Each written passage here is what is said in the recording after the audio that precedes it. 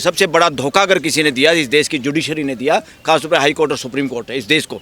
यहाँ लोगों के बोलने का हमारा अधिकार, राइट टू एक्सप्रेशन 161वें नंबर पे है दुनिया के 180 देशों में। कौन है इसके लिए जिम्मेवार? सुप्रीम कोर्ट जिम्मेवार है। जो जज वर्णवाद मनुवाद का एग्जाम्पल दे के इस तरह की बातें करते हैं, अपने जजमेंट में बात लिखते हैं। कभी कोई गीता का ठेकेदार है, कभी कोई मनुस्मृति का ठेकेदार है। इस देश का हर नागरिक की सुरक्षा की जिम्मेवारी संविधान की है और हम सब की आपस में जिम्मेवारी है। किसी सीएम पीएम नेताओं के भरोसे मत रहना।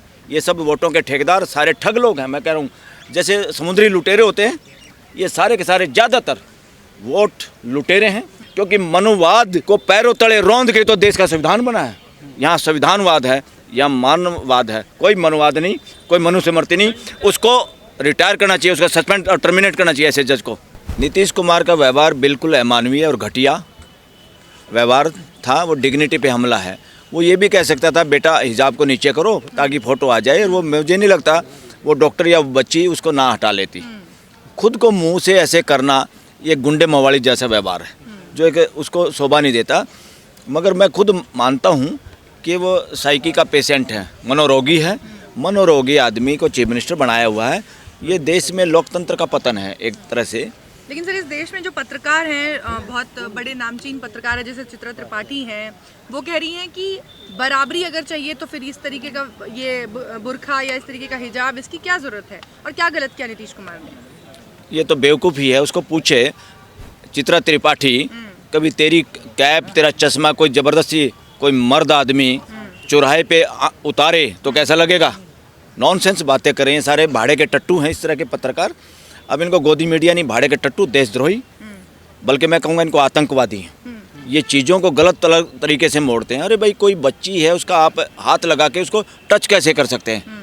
ये उसमें आता है, महिला के साथ छेड़खानी में आता है। उसको टच नहीं कर सकते आप। मुंह से बात करिए, मुंह से बताइए कि बेटा इसको नीचे उतारो, हम चाहते हैं फ़ोटो आए आपका। और उसका फिर हो सकता था, मुझे नहीं लगता 99% मुझे लगता है वो बेटी अपने आप मुंह नीचे कर लेती। तो कई पत्रकार कर लेती अगर वो नहीं, और नहीं वाली हरकत है, फादर फिगर है वो। फादर फिगर वाली हरकतें सार्वजनिक रूप पे नहीं होती। That is nonsense. ये जो दलीलें देते हैं ना, ये घटिया दलील देते हैं, और इस तरह की घटिया दलील इस देश में गोदी मीडिया दे रहा है, जिसको मैं देशद्रोही मीडिया कहता हूँ। चुपचाप इस पे उसकी पार्टी को, उसके प्रवक्ता को, उसको खुद को माफ़ी मांगनी चाहिए। वो कोई आदमी अच्छे इंसान से बड़ा नहीं है, कोई प्राइम मिनिस्टर, कोई चीफ मिनिस्टर। ये रैंक बड़ा नहीं, ये जिम्मेदारी के पद हैं, ये बादशाह नहीं है।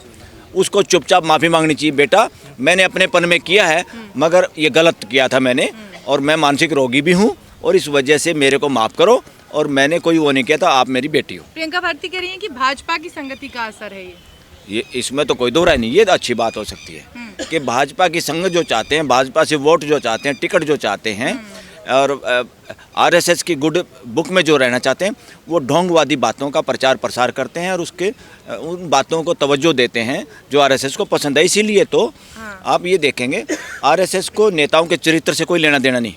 ये बातें बढ़ाते हैं बड़ी बड़ी के हम चरित्र निर्माण करते हैं। ये चरित्र निर्माण, ये चरित्र इनके काफ़ी लोग आप देखेंगे, MLA, MP, even CM, PM. तो आरएसएस तो ये चाहती है मेरे लिए काम करे चाहे कितने घटिया लोग हों, मेरे लिए षड्यंत्र करे चाहे कितने घटिया लोग हों।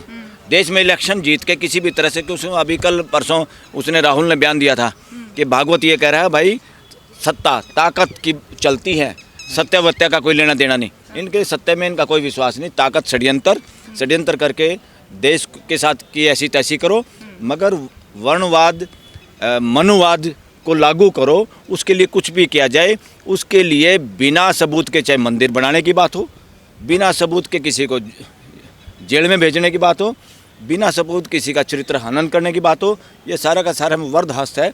ये लोग जब तक इस तरह के मदारी के बंदर जब तक आरएसएस के लिए लाभदायक होंगे, उनके लिए काम करते रहेंगे, तो ये लोग, ऐसे लोग सीएम बने रहे, पीएम बने रहे, मंत्री रहे, आईएएस रहे, आईपीएस रहे, जज रहे, कोई फ़र्क नहीं पड़ता।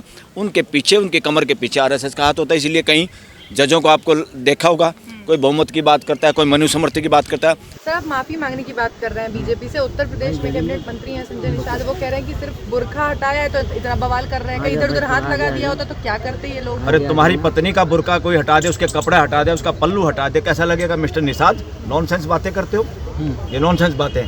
कौन ये बीच में ठेकेदार है? ये सारे के सारे वो घटिया वो हैं, इनको नेता भी मत कहो। ये गिरवे चरित्र के आदमी हैं जिनका कोई आत्मसम्मान नहीं।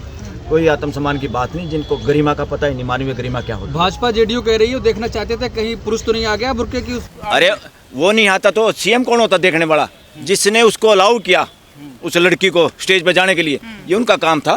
कोई महिला टीचर, महिला प्रोफेसर चेक कर लेती, भाई ये कोई लड़का तो नहीं है भेष में, कोई आतंकवादी तो नहीं है। जब तुम्हें इतना डर लगता है तो सारी जिम्मेवारी नीचे चेक हो गया होगा, सबका चेक हो गया था। बुर्का उतारने की कोई जरूरत भी नहीं थी, और उतारना था तो एक सभ्य आदमी की तरह कहते बेटा बुर्का उतारो, मैं खुद चाहता हूँ आपका और हमारा फोटो चेहरे के साथ आए। ऐसी शालीनता से बात करता तो कौन किसको बुरा लगता? अच्छा लगता है सबको, तब हमें लगता है फादर लिविंग। मुख्यमंत्री तो खुद महिला सम्मान की बात करते हैं। अरे वो बीमार हो रहा है वो, और क्योंकि विधानसभा में उसने एक बकवास की थी, उसके बाद चाहिए तो बिहार के लोगों को था ऐसे बीमार आदमी को घर बिठा देते। हमारे बुजुर्ग आदमी जब बीमार हो जाते, माँ बाप भी हो जाते हैं ना, हम उनको घर की जिम्मेवारियों से अलग करते हैं, उनकी सेवा करते हैं। उसकी सेवा करो भाई।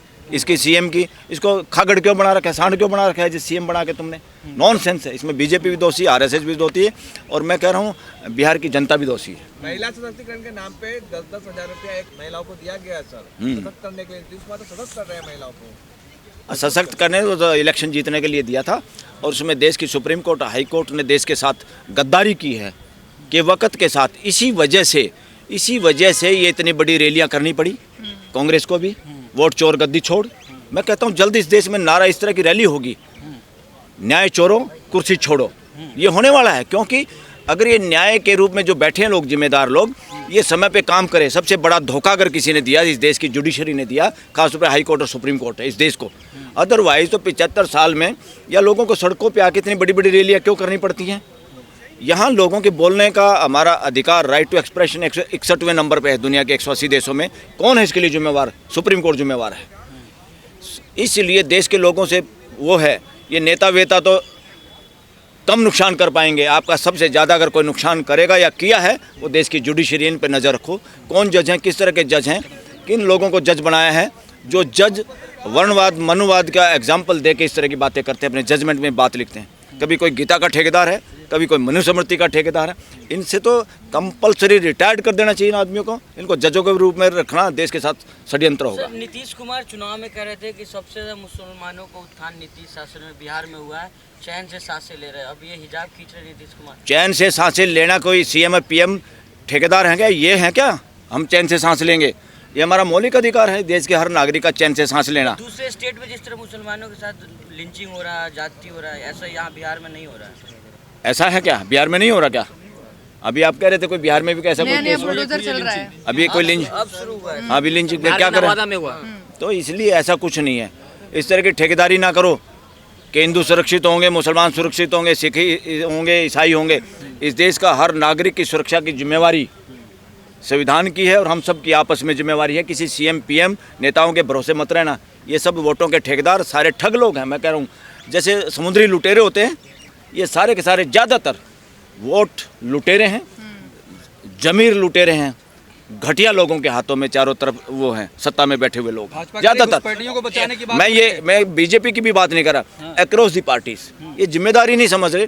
पॉलिटिकल पार्टियों की जिम्मेवारी है, ये शासक नहीं है। संविधान केवल और केवल मानवीय व्यवस्था स्थापित करने की बात करता है। इन सारे मुस्टंडों से पूछो कि तुम ये बताओ मानवीय व्यवस्था कितनी स्थापित हुई है देश में? तुम लगातार मैं ही सीएम बना रहा हूँ, मैं ही पीएम बना रहा हूँ, मैं ही एमएलए एमपी बनूँ, फिर मेरे बाद मेरा बेटा बना रहे, जब तक मेरी कब्र में टांग ना चली जाए, मेरे परिवार के लोग बने रहे। ये सारे देश के दुश्मन लोग हैं, ये गद्दार मानसिकता के लोग हैं, ये लोकतांत्रिक मानसिकता के लोग नहीं। सर, बहराइच की अदालत ने एक मामले में राम गोपाल मिश्रा के केस में एक जजमेंट सुनाते हुए मनुस्मृति के श्लोक का जिक्र किया है बाकायदा लिखित रूप में। तो क्या लगता है हम अघोषित हिंदू राष्ट्र में प्रवेश कर चुके? अरे ये अघोषित क्या होता है? कोई हिंदू राष्ट्र नहीं। वो जज भी होगा वो वर्णवादी मानसिकता का है, क्योंकि ब्राह्मणवाद हजारों साल से इस देश के अंदर दीमक की तरह से, जिसको हम वर्णवाद मनुवाद कह सकते हैं, वो इस देश में असमानता, इतनी असमानता, इतनी अमानवीय बातें इस धरती पे कोई नहीं करता। और ये अमानवीयता अभी भी इस देश में है, और इसके खिलाफ मैं कह रहा हूँ देश के सब लोगों को खुल के सरेआम फ्रंट से इसको पकड़ने की जरूरत है। यानी सामने आना है, वोकल होना है, सबको बोलना है। जहाँ भी वर्णवाद मनुवाद की बात हो, खुल के उसका विरोध करो। जो आदमी चाहे किसी भी पद पे हो, कितने बड़े पद पे हो, उसे डरने की नहीं, बल्कि वो देशद्रोही आदमी है। जो वर्णवाद की बात करता, मनुवाद की बात करता, क्योंकि मनुवाद को पैरों तले रौंद के तो देश का संविधान बना है। यहाँ संविधानवाद है या मानववाद है, कोई मनुवाद नहीं, कोई मनुस्मृति नहीं। उसको रिटायर करना चाहिए, उसका सस्पेंड और टर्मिनेट करना चाहिए ऐसे जज को। इस तरह के जज खतरनाक हैं देश के लिए। सर सुप्रीम कोर्ट कुछ क्यों नहीं करा फिर? सुप्रीम कोर्ट में थोड़े हैं, सुप्रीम कोर्ट में बहुत हैं इस मानसिकता के लोग, इसीलिए तो खतरा है देश को। देश को सबसे ज़्यादा खतरा ही देश की जुडिशरी से है। देश की जुडिशरी ठीक होती तो देश के अरे गरे नत्थु प्यारे पॉलिटिशियन और पार्टियों में जो डेमोक्रेसी नहीं है, ये सारे के सारे अवगुण क्यों भरे हुए हैं। इसी सुप्रीम कोर्ट ने फैसला दिया था कि जो पार्टियां लोकतंत्र नहीं अपनाती अपने अंदर, जब किसी ने मांग की कि इनका रजिस्ट्रेशन रद्द करो, तब ये सुप्रीम कोर्ट ने मना कर दिया। इस सुप्रीम कोर्ट ने, जो आप जहां खड़े हैं, ये गलत है। इसका मतलब सुप्रीम कोर्ट ने संवैधानिक मूल्यों को और सिद्धांतों को इग्नोर किया है, धराशायी किया उस जजमेंट के जरिए, और पॉलिटिकल पार्टियों को सांड की तरह खुले छोड़ दिया कि जो मर्जी किसको अध्यक्ष बनाओ, सारी उम्र चाहे परिवारवाद चलाओ। जैसे अभी आपने देख लिया बीजेपी में, सबसे बड़ी कैडर पार्टी, सबसे अनुशासित पार्टी, फलाना पार्टी, एक नया सा लड़का कोई बनाया इन्होंने अपना अध्यक्ष, जिसको देश को पता नहीं, उसकी पार्टी के लोगों को नहीं पता, जिसका वो थोपा है, बनाया नहीं।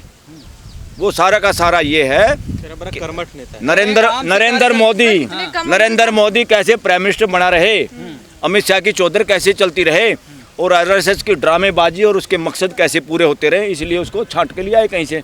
भाजपा में आम से कार्यकर्ता का सम्मान होता है, इसलिए बनाया गया है। आम कार्यकर्ता का सम्मान होता तो कार्यकर्ता से पूछो सर्वे करके कितना सम्मान हो रहा है। कुछ सम्मान नहीं। जितने लोग कार्यकर्ता हैं, ज़्यादातर तो इस देश का ये हाल हो गया, कोई निःशुल्क राशन के चक्कर में, कोई बिजली माफ़ी के चक्कर में, कोई बहू बेटी की ट्रांसफ़र कराने के चक्कर, अपॉइंटमेंट के चक्कर, और वर्कर सारे के सारे बेचारे अपने जुगाड़ों के चक्कर में, इसलिए देश की जुबान बंद है। सर क्या लगता है ऐसा क्यों है कि नोएडा में जो अखलाक की हत्या की गई थी 10 साल हो गए, उसमें जो है कोई सज़ा नहीं सुनाई गई है, लेकिन बहराइच में 1 साल में ही जो है फांसी की सज़ा। ये फ्रॉड है। इससे पता चलता है कि जुडिशरी के अंदर कितना वो प्रभाव है सरकार का, शासन का। जहाँ तुम किसी को मार दो, उसके नरसंस हत्या कैसे हुई थी, अखलाक की लिंचिंग हुई थी गाय वाले मामले में, है ना।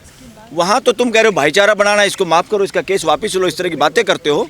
और वहाँ पर जिन लोगों ने ज़बरदस्ती किसी के घर के सामने नारे लगाए और ऊपर चढ़ के झंडा उतारा, और उसमें तुम फांसी की सज़ा दे रहे हो, रेयरेस्ट ऑफ रेयर केस, ये गलत फैसला है, बिल्कुल गलत फैसला है, ये अमानवीय फैसला है। और मैं ये कह रहा हूँ एक तरह से सांप्रदायिक फैसला है ये। तो क्या सीएम मुख्यमंत्री को माफी मांगनी चाहिए, नीतीश कुमार को? सीएम को माफ़ी मांग लेनी चाहिए, क्या दिक्कत है? माफ़ी मांगनी चाहिए। माफ़ी मांगने से तो हम और अच्छे इंसान के रूप में उभर के सामने आते हैं। कभी भी कोई हमारे से जाने अनजाने में भी गलती होगी, मान लो ट्रेन में, बस में भी हमारा मान लो चलते हुए धक्का ही लग गया किसी महिला को, हम तुरंत कहते हैं सॉरी बहन जी, क्या दिक्कत है? वो हमारी बेटी है। पूरे मैसेज देश में एक मजबूत मैसेज जाए, कोई पद बड़ा नहीं, इंसानियत बड़ी होती है। इसलिए नीतीश कुमार को ओपनली माफ़ी मांगनी चाहिए। लेकिन सर बिहार की महिलाएं ही हैं जो नीतीश कुमार को हर बार जिता कर ले आती हैं। अरे महिलाएं कहाँ जिता के ले आती हैं? उन बेचारियों को पैसे दे के प्रभावित कर लिया गया, और हाई कोर्ट सुप्रीम कोर्ट चुप रही। इस सारे के सारे मैं कहूँगा षड्यंत्र में देश की न्यायिक व्यवस्था जिम्मेदार है। इस दोनों पॉलिटिकल पार्टियां जो इलेक्शन लड़ रही थी, एक के बारे में चुप रहना, समय पे एक्शन नहीं लेना, इलेक्शन कमीशन तो बिल्कुल उनकी जेब में है। तो इसलिए ये सारा का सारा एक तरह से अब देश को ये देखना है, जो देश में हालात हो रहे हैं इसके लिए जिम्मेवार है देश की हाई कोर्ट्स और सुप्रीम कोर्ट। लेकिन बीजेपी की तरफ से भी कोई प्रतिक्रिया नहीं आई है इस पूरे मामले पर। किसके मामले में? ये जो हिजाब वाला मामला हुआ है, उस पर भी उन्होंने भी कोई प्रतिक्रिया नहीं दी है नीतीश कुमार के। अरे वो क्या आएंगे, वो तो अंदर अंदर हंस रहे होंगे, खुश हो रहे होंगे। उनको तो एक मैसेज देना देश में कि मुसलमानों की बेइज्जती करो, अरे हिंदू हिंदू करके लोगों को मूर्ख बनाओ। आप कह रहे हैं बीजेपी को खुश करने के लिए नीतीश कुमार ने SC, ST, OBC, main even अब तो देश के सो कॉल्ड क्षत्रिय लोग भी कहने लगे हैं कि हमारा ब्राह्मणवाद से, इस तरह के हिंदूवाद से कोई लेना देना नहीं है। ये सब हमारे को डिवाइड करने के लिए इस देश में हज़ारों हज़ारों साल से मुगलों के दरबार में ये लोग थे, अंग्रेज़ों के साथ ये लोग थे। ये सारे के सारे इस देश का उल्लू बनाने वाले लोग हैं। ये मानसिकता इस देश को उल्लू बनाने और इसका नाश करने वाली है। पूरे देश के लोगों को ये समझना चाहिए। और ये हिंदू सनातन और मुसलमान और सिख ईसाई वाले चोले खुंटी पे टांग दो। सबसे बड़ा चोला है इंसानियत का, मानवता का। हम सारे भारत के 145 करोड़ के वासी हैं, एक परिवार का हिस्सा है।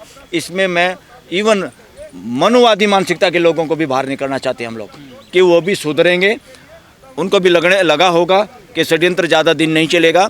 षड्यंत्र के वो जो फ़ायदा उठाने वाले लोग हैं वो चुप हैं। मैं कह रहा हूँ चुप नहीं हो भाई, अदरवाइज़ इस देश के अंदर ब्राह्मण शब्द बहुत ही अछूत शब्द हो जाएगा, लोग इस शब्द से चिढ़ने लग जाएंगे। इसलिए मैं कई बार कह चुका हूँ, देश में वर्णवाद ख़त्म करना है तो वर्णवादी 4 शब्दों को सरकारी आंकड़ों से सरकारी डिपार्टमेंट में कभी भी लिखने की किसी को अनुमति नहीं होनी चाहिए। क्या क्या?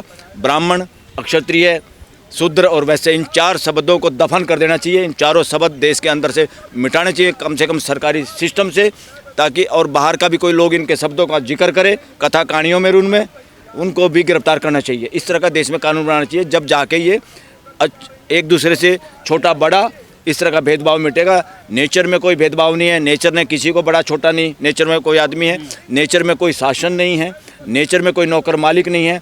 इसलिए ना शासन चलेगा ना नौकर और मालिक रहेंगे कि कुछ लोग मालिक बनेंगे बाकी नौकर बनेंगे। इन दोनों विचारधाराओं को जूते का मतलब यहाँ क्या रहा है, नकारे देगी मानवता। पूरी दुनिया ने इसको नकार दिया। इंडिया में ये अभी भी कैंसर की तरह फैल रही है, इसको रोकने की जरूरत है। सब मिलजुल के इसको रोकेंगे।